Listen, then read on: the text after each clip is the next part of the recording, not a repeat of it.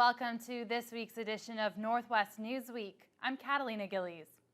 On September 30th, Canadians commemorated the first ever National Day for Truth and Reconciliation, fulfilling one of the 94 recommendations that came from the Truth and Reconciliation Commission. Adam Riley spent that day in the Nipigon area for several ceremonies that honored the past and focused on the future.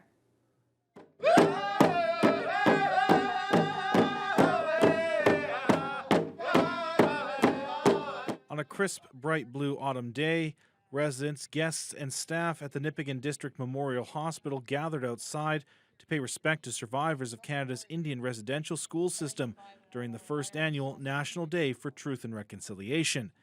Guests spoke of traditions, the after effects, and even tried to comprehend what parents felt losing their children to the schools. How it would feel to wake up one day and my son not being there, being taken away. How it would feel to not have the youth around to learn their traditional customs, and their beliefs, their spirituality. And it's so hard to fathom. Hospital CEO Kathy Eady says while it may be difficult to properly reconcile the past, events like this play a key role in rebuilding trust. This is all part of doing the work to ensure that trust is built again, and that we're sharing and we're moving forward together. I think that's the most important part, is we've all kind of inherited this and we want to move forward on this issue together. Later in the day, it was a sea of orange on Highway 11 as community members of the Red Rock Indian Band, Nipigon, and Red Rock joined to march in solidarity to the Lake Helen First Nation Elders Lodge, which sits on the site of the former Indian Day School in that community, before culminating at the Chalet Lodge to also celebrate the grand opening of the community's new butcher shop. Chief Marcus Hardy says the shop plays a key role for food sovereignty on the First Nation. This is a place here, we have the moose hanger. I think 6 moose have been donated to the community so far, and a bunch of fish. So, our elders and our community members will be eating good.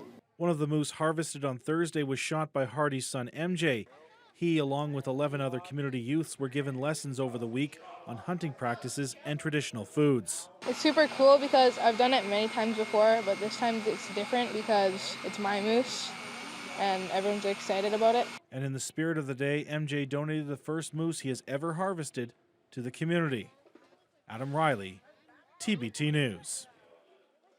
Meanwhile, in Thunder Bay, commemorations were also held for the first ever National Day for Truth and Reconciliation. Members of the Anishinaabe Nation held an event at Pope John Paul II School, the site of the former St. Joseph's Indian Residential School. As Daniel Bain reports, it gave residential school survivors a chance to share their stories, and people gathered to honor the children who never made it home.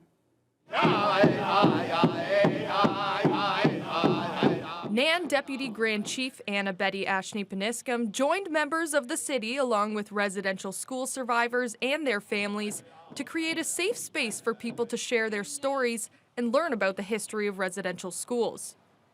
Ashney-Paniscum was happy to see the high attendance and support from the community. Many of our survivors used to gather and they had very little support. And so it's encouraging that more people are coming out and wanting to learn. So that is also one of the benefits of having this day as a holiday, because people will ask those questions and they'll have those discussions. NAN member Terry Fiddler recalled what life was like for her late husband, Alvin Fiddler, who attended a residential school. He didn't know how to celebrate, because in residential schools, you don't celebrate. Your birthdays go unnoticed. Christmases are spent in a residential school. Sam Ashney-Paniscum attended 3 different residential schools and still remembers his time there vividly. To go in that environment where, it's really different, it's really hard and a shock for me, and not knowing the language, what they were trying to tell me to do. So I got into a lot of trouble because of that, because I didn't understand the instructions that they were trying to tell me. So I got punished a lot because of that. Ashney-Paniscum also touched on the feelings he and his peers had after the mass numbers of unmarked graves were discovered. For a lot of us, it really brought back a lot of memories, and we talked about our experience in residential schools. Well, when the stories broke about the discovery of the grave sites, it's kind of like starting all over again, and reliving a lot of the experiences that a lot of people have. He also added that he hopes that education on this topic continues because it's not just Indigenous history, it's Canada's history as well. Danielle Bain, TBT News. The Dryden Ice Dogs decided to use hockey as a mechanism for change and help spread awareness of the hardships faced in Indigenous culture. This past weekend, the SIJHL Club organized a full day of events for the team and community to participate in. After a visit to Eagle Lake First Nation, the Ice Dogs were joined by former NHLers Jamie and Reggie Leach, as well as members of the community at the Dryden Regional Training and Cultural Center. The father and son duo spoke about their experiences as First Nation players in the NHL and the need for cultural education. The Philadelphia Flyers legend and current Ice Dogs captain Cameron Moore spoke about how important it is to have an event like this. We have to educate everybody on what's going on, to clear what's going on, making everybody responsible for whatever happened. I think it's very important for, like I said, is to get the literature out there, let the people learn exactly what happened, and go from there. That's to me, that's the most important part of it. For us to be one of the first junior hockey teams to have a game like this is huge. Obviously, I'm honored to be a part of it, but it's more than just us. It's for the people of First Nations communities, and as long as this keeps on going as it should, I'm really happy to be part of it this year. Leach added that he loved what the Ice Dogs are doing to spread awareness and hopes that other teams will follow suit in the future. The day of events closed with a Truth and Reconciliation game at Dryden Memorial Arena, where Indigenous former Ice Dog players were honored. The province is making changes to the school curriculum. Officials say it's an effort to be more inclusive and reflect parts of Canada's painful past. The announcement came just ahead of the country's first ever day for Truth and Reconciliation. Colin DeMello reports. On the eve of the National Day for Truth and Reconciliation, members of the Ford government say they want Indigenous issues to become part of the dinner conversation. I mean, this is difficult subject matter to consider for anybody, Colin. And I think the opportunity to discuss it at home is exactly what we're trying to achieve. To make that a reality, the government says the school curriculum is being revised to focus on more Indigenous issues. While students from grade 4 to grade 12 currently learn about residential schools and the reality of Indigenous peoples in history and social studies classes, the youngest students from grade 1 to grade 3 will also begin learning about Indigenous history, including First Nation, Métis, and Inuit historical and contemporary realities, and the residential school system as well. That can be a difficult thing for young children to process. So I think we have to, embark on this exercise carefully. In an interview with CTV News, the Minister of Indigenous Affairs says there are many important lessons to impart. I think the lost culture, the lost language, I think, the harsh realities in a more organized way, obviously, at school, for kids to recognize that at one point in time in our history, the federal government came to the doorstep of Indigenous peoples and took their kids to a school of their choice, not of that was either available or the choice of the parent. Critics say, however, the new curriculum comes 3 years too late. When Premier Doug Ford first took office in 2018, the government abruptly canceled writing sessions aimed at aligning the curriculum with Truth and Reconciliation. It was only after the discovery of grave sites across Canada at the sites of former residential schools that the government decided to revive the effort. And in those earliest days, Doug Ford demonstrated to everybody in this province that kind of reckless disregard, or that willful tone deafness, if I can put it that way, with respect to Indigenous reconciliation. So we've now had 3 lost years in Ontario because Doug Ford decided to go down that path. But it's never too late, he says, for truth and reconciliation. At Queen's Park, Colin DeMello, CTV News. The town of Ignace unveiled a new Feather Crosswalk this week to commemorate the new holiday at the urging of a local church official. The new crosswalk at the corner of Pine Street and Balsam Avenue was finished on Monday.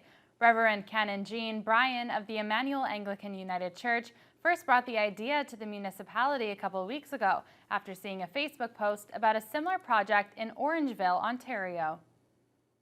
I was like, yes, we need that. And so I called the township and said, this is what I'd really like. And what do you think? And they certainly created miracles. And in a very short time, we were able to have the crosswalk created. We actually had the contractor in town, which is pretty unusual because we usually have to bring contractors in from long distances away. And they were in town and they were able to get the paint in the quantities and the colors we required. And they were willing to go ahead and do this too. I think they were actually excited about it as well. The crosswalk is located near a pair of churches, including Emmanuel Anglican United. Brian says it's more important than ever for religious institutions to show support for Indigenous people who are reeling from the discovery of mass grave sites at former residential schools across the country. A smudging ceremony was also held at the crosswalk yesterday afternoon. And when we come back, an update on the COVID-19 situation from the Northwestern Health Unit.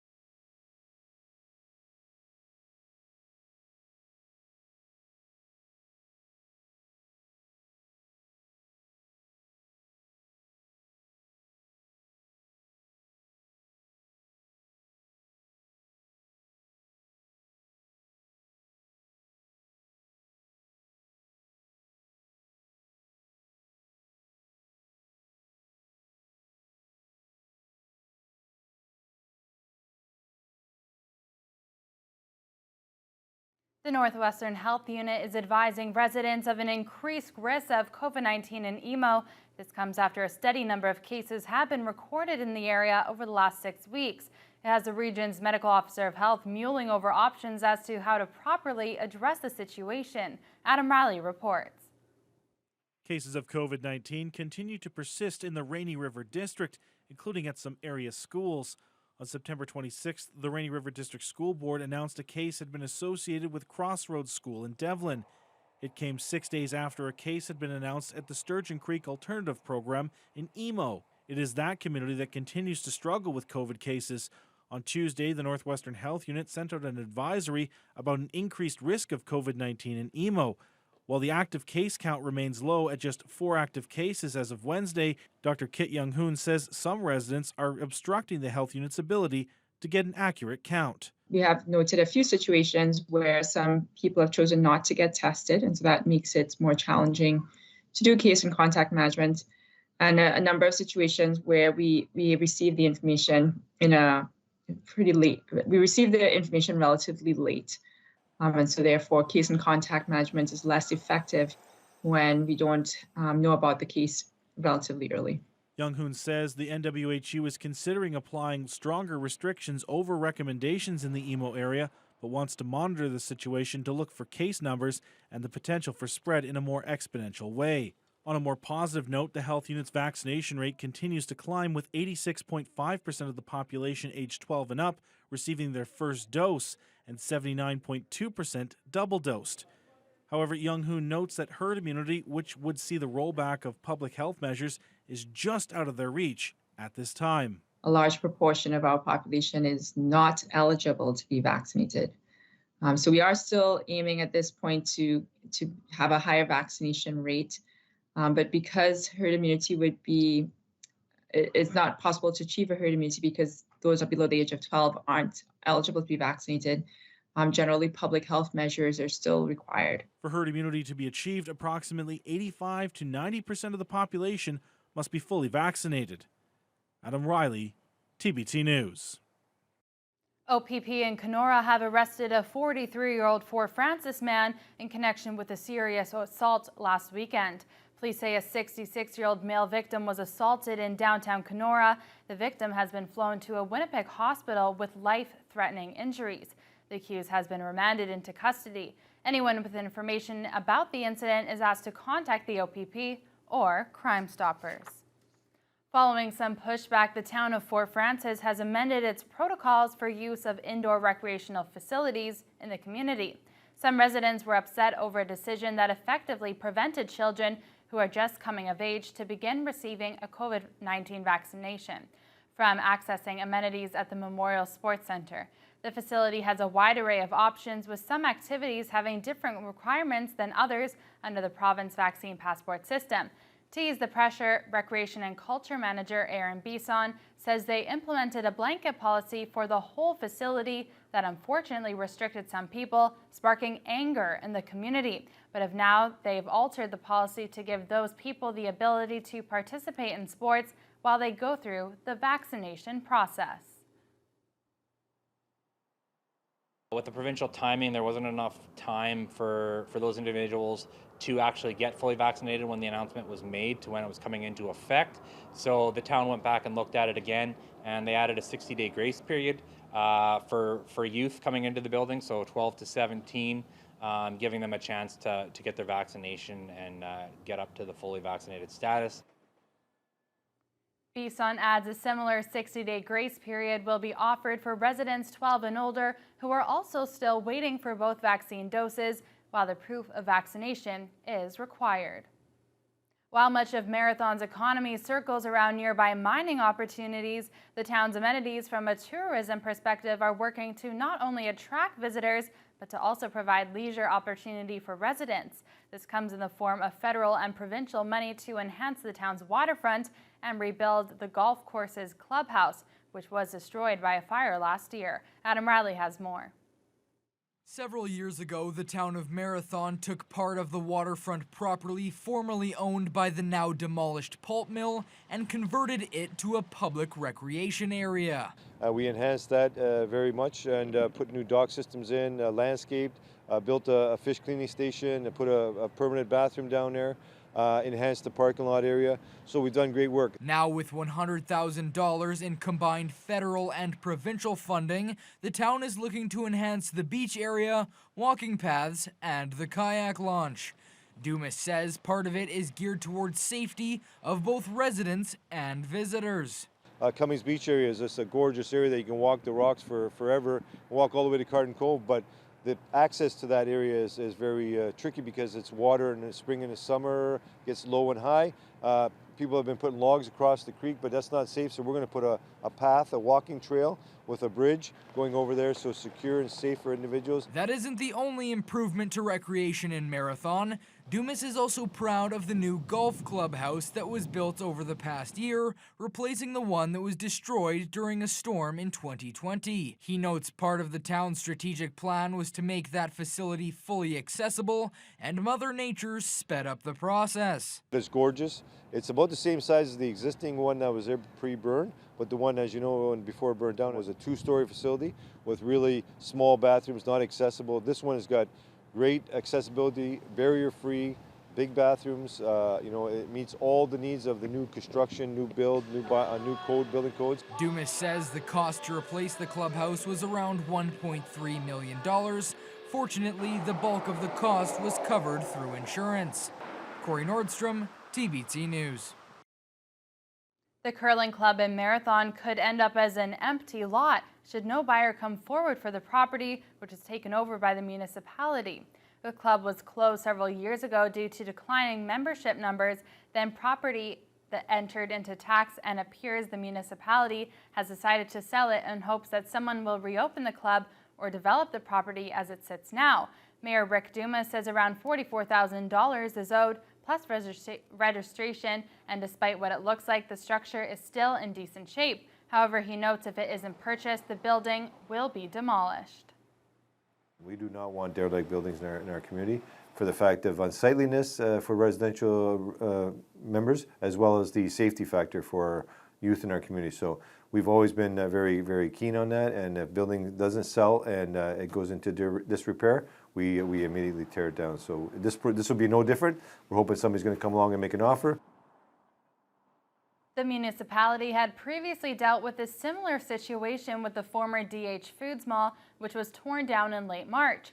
That site is currently being redeveloped with the construction of a new Tim Hortons now underway. And coming up after the break, the mayor of Fort Frances has mixed feelings over the border being reopened.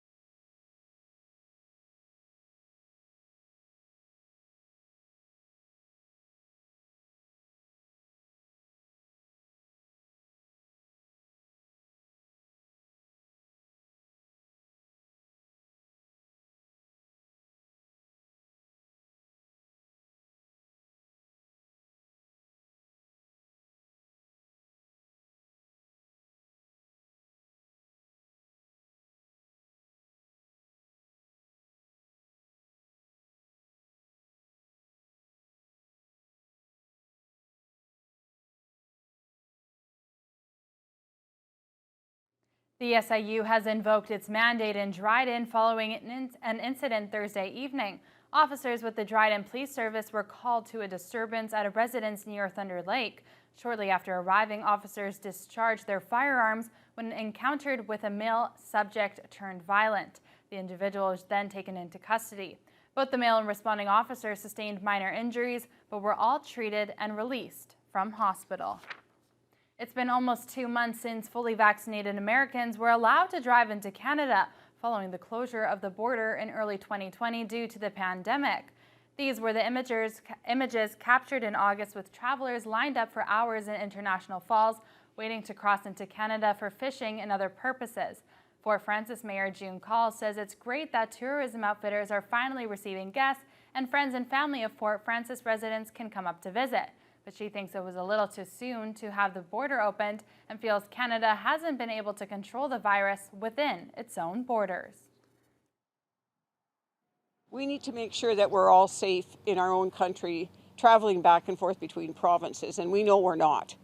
We know that we have cases here in the Rainy River District right now, and obviously those cases had to have come from somebody traveling outside of the area because we haven't had very many cases. We haven't had the opportunity to go from province to province until just a while ago, and now all of a sudden we're getting some cases in here, so it does concern me. Call says she is deeply concerned about people not following public health measures like wearing masks. The Biden administration has extended the border closure on its side until at least October 21st. And low water levels on area lakes and rivers have been problematic for many this year, including those operating the region's many hydroelectric dams. Those low water levels were one of the reasons why the Atikokan biomass plant ran 24 hours a day, 7 days a week for 3 weeks earlier this summer, as water levels on lakes and rivers had to be maintained and hydro dams had to limit outflow. One company, H2O Power, operates several dams here in the Northwest, including the ones in Fort Frances and Kenora. Jim Gartshore is the president of H2O Power and says this year all their dams in the region have generated 70% of what they normally produce. He notes due to the fact that Rainy Lake and Lake of the Woods are by national bodies of water, they are overseen by the International Joint Commission, which controls water levels.